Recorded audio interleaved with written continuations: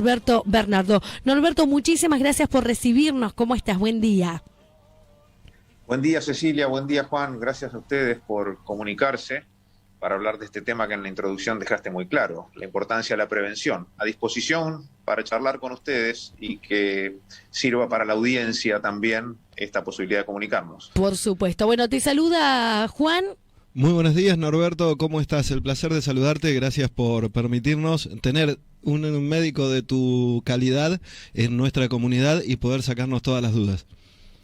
El agradecido soy yo, un placer estar con ustedes. Bien, bueno, obviamente cuando hablamos de cáncer de próstata asusta mucho, sobre todo digo a los hombres que por ahí les cuesta un poquito más acercarse, hacerse los chequeos, que habitualmente digo, hasta nos pasa con los colegas, ¿no?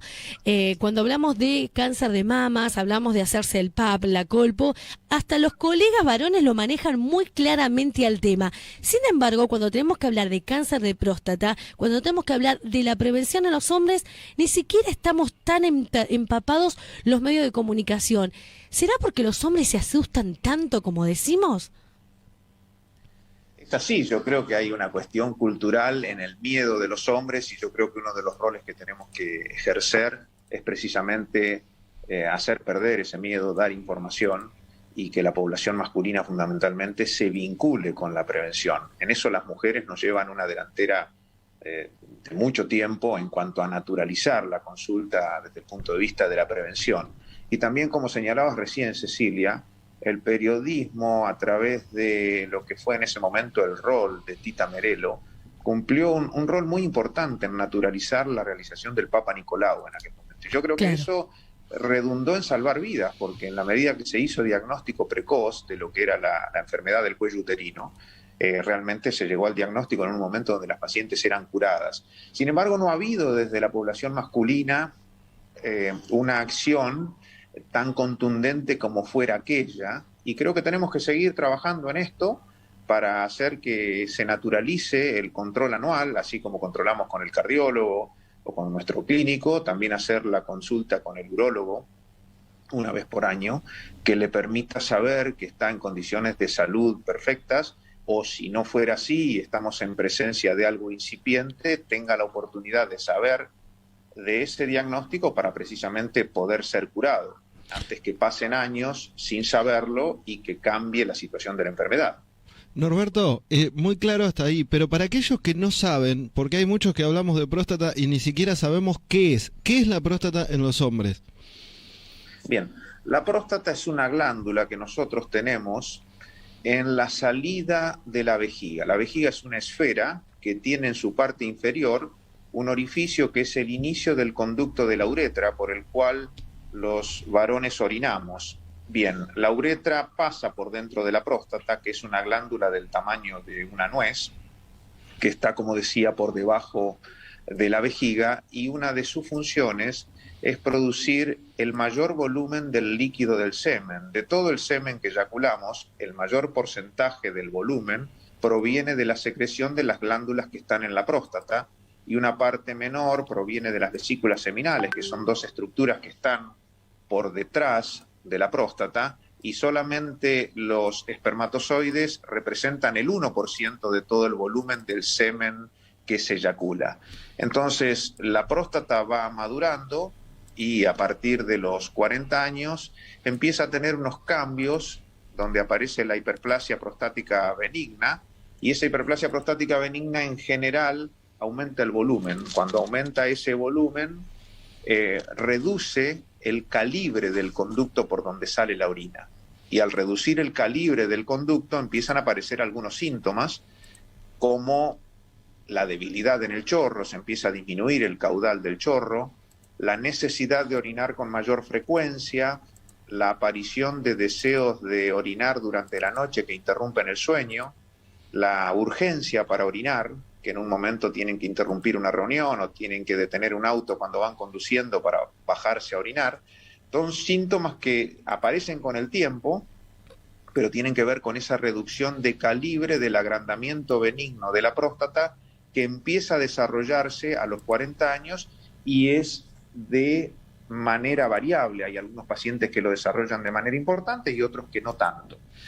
Sin embargo, el cáncer de próstata se origina en la parte de afuera de la próstata, en lo que sería esa cáscara de la nuez.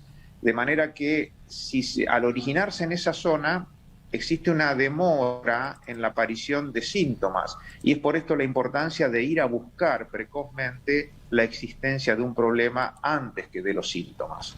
Por eso los hombres nos tenemos que hacer todos los años un análisis de sangre que tiene que ver con el antígeno prostático específico, que es un análisis que impactó desde su aparición, reduciendo la mortalidad del cáncer de próstata en un 50% desde que se estableció el control. ¿Cuánto hace que se descubrió este análisis? Porque muchos hombres todavía siguen teniendo miedo de ir al médico porque dicen, no, tenemos que someternos a un tacto rectal, y se horrorizan con esta situación, que debería ser algo aceptado con total normalidad, como lo acepta una mujer con lo que es el PAP, ¿no? Haciendo un paralelismo. Digo, desde esta aparición se ha disminuido muchísimo esta detección del cáncer precozmente. ¿Cuánto hace que llegó este análisis para salvarnos la vida? En la década del 90, digamos ya en el siglo pasado, apareció, se detectó y empezó a dosarse masivamente en la población. A partir de que empezó a dosarse, se vio que los valores que se elevaban llamaban la atención, si bien que la elevación puede deberse a distintas razones. Esta elevación llevó a una búsqueda más exhaustiva y empezó a detectarse una cantidad de pacientes que hasta ese momento no se detectaban. Y con respecto al análisis de sangre, es una de las partes de la evaluación que tenemos que hacer todos los años, y la otra parte es la revisación, que tal cual decía Juan, la mujer lo ha naturalizado, ir a su examen ginecológico, y nosotros tenemos que insistir en naturalizarlo porque es un examen necesario. Así como a uno le toman la presión, tienen que evaluar cuál es la característica de la glándula prostática y poder detectar precozmente que hubiera alguna alteración que pueda ser curada. ¿Únicamente es a través del tacto o también se puede hacer a través de algún tipo de ecografía, alguna situación de estas? Sí, la valoración es a través del análisis de sangre, por un lado, a través de las ecografías inicialmente, a través del tacto rectal también, y después cuando hay algún tipo de sospecha hay otras imágenes que son más específicas, hay análisis que también son más específicos. La resonancia magnética, por ejemplo, es un estudio que ha aportado mucha información con respecto a qué características de la estructura de la glándula podrían estar cambiando que signifiquen una zona sospechosa. Bien. Sí. Consulta, muchos tienen miedo a la intervención por lo que tiene que ver después con lo que es virilidad.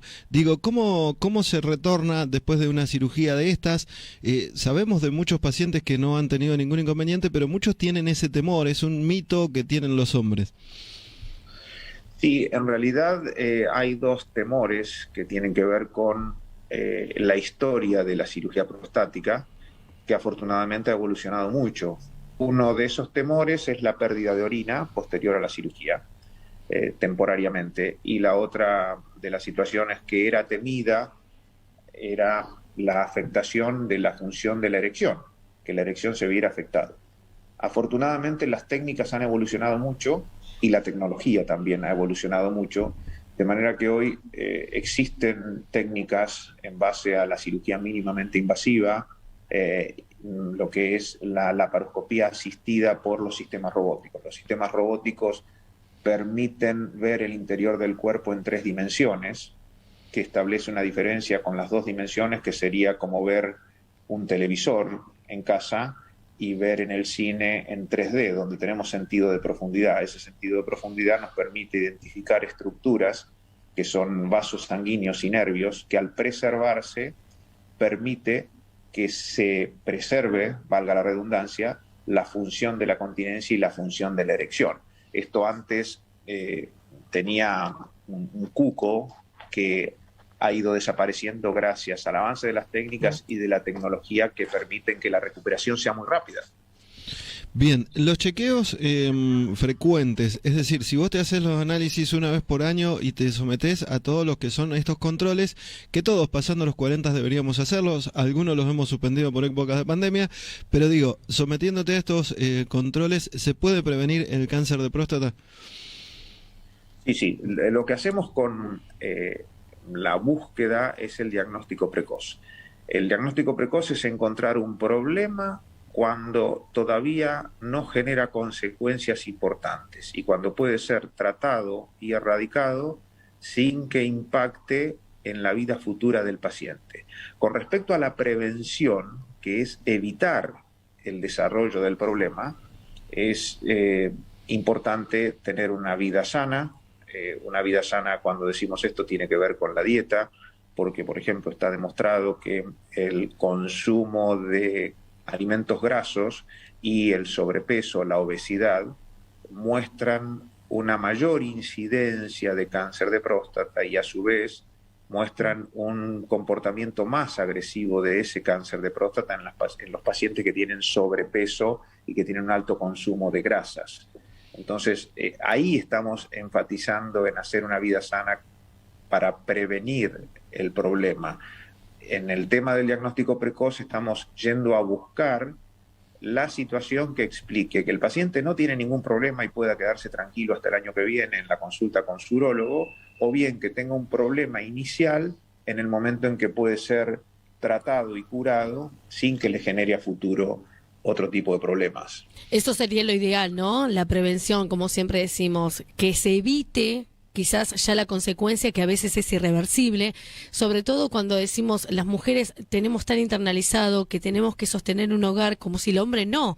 Digo yo, la mujer estamos corriendo todo el tiempo a hacernos los análisis, los chequeos, y para nosotras también es importante que el hombre tenga en cuenta estas cuestiones y no solamente caer en el día de para generar conciencia. Por eso para nosotros, doctor, es tan importante y tan valioso, y la pregunta es, ¿cuántos realmente tienen en cuenta esta situación para llegar a la prevención y no al problema en sí? Hay gente, hay hombres que se acercan para hacerse un diagnóstico precoz, para hacerse un diagnóstico para prevenir, o lamentablemente ya van con el problema en mano. Está cambiando esta situación y mucho del cambio tiene que ver con este tipo de acciones. Naturalizar el control anual, y entonces en la medida que lo hacen y sacan el mito con respecto a en qué consiste el control urológico, los pacientes empiezan a agendar para el año siguiente. Muchas veces han venido con gran temor y cuando descubren la sencillez de la evaluación, dicen, tanto miedo le di, tantas vueltas le di y resulta que era nada más que esto, y entonces a partir de allí agendan el control anual todos los años. Tengamos en cuenta que venimos de con una cultura con mucha resistencia y mucho humor, si se quiere, alrededor del control con el urólogo, y esto, más allá de la cuestión humorística, hay que naturalizarlo, porque la parte seria de esto es que tenemos la oportunidad de salvar vidas, tal cual, si lo hacemos oportunamente. Entonces, este cambio que tiene que ver con las campañas de difusión, a través de los medios periodísticos, a través de las campañas de prevención. De hecho, este año con la situación de pandemia ha diferido estos controles. Esto ha sido una limitación importante. De todas formas, insistimos en la consulta al urólogo y en los análisis de sangre, porque la idea es estar cerca de esos pacientes para que no tengan un problema. Años anteriores hacíamos las campañas de prevención con semanas de la próstata, donde los pacientes durante una semana asistían a sus controles, y esto obviamente la situación de la pandemia nos ha limitado mucho. Entonces tenemos que contrarrestarlo tratando de crear conciencia de la importancia de los controles de salud en todas las áreas de la medicina. En esta en particular que estamos hablando es en la salud prostática. Por supuesto. Bueno, nosotras las mujeres siempre cuando vamos a un chequeo ginecológico nos preguntan, ¿tenés algún antecedente, alguien en la familia que ha tenido problemas de cáncer de mama, de útero y demás? ¿Esto mismo pasa con los hombres? ¿Se puede recibir quizás más tendencia a este tipo de cáncer de forma, por herencia de familia? También ese es un gran punto, Cecilia, porque los controles nosotros, de acuerdo a las guías, los sugerimos empezarlos a los 50 años. Sin embargo, cuando hay antecedentes familiares directos, un padre, un tío, un abuelo con cáncer de próstata, se estimula el control a partir de los 45 años. Se adelanta ese control, porque tal cual decías recién con respecto a cómo en ginecología se pregunte y se indaga acerca de los antecedentes, también acá hay que indagarlo, porque eso motiva un adelantamiento de esos controles, porque hay cierta predisposición familiar / genética que puede hacer que en determinados grupos poblacionales se dé más. Bien, bueno, y te voy a preguntar como mamá, porque a veces tenemos más influencia en nuestros hijos que en nuestros maridos, esa es la realidad. Y me imagino aquellas mamás que están teniendo a sus pequeños, niños, adolescentes, que por ahí dicen, bueno, me voy a adelantar, voy a ver si lo puedo llevar a un urólogo que lo controle, sobre todo aquellos adolescentes, jóvenes que empiezan a tener una vida sexual activa. Es necesario también, no sé si puntualmente por el tema de evitar un cáncer de próstata, pero también para empezar a tener una vida saludable, digo yo, respecto a esto. ¿Valen los controles? Sí, valen los controles y tenemos que volver al tema de la prevención. Ustedes saben que hay un virus, que es el HPV, que tiene que ver con algunas lesiones que se dan en las mujeres en el cuello del útero y otras lesiones que se dan en la piel del pene.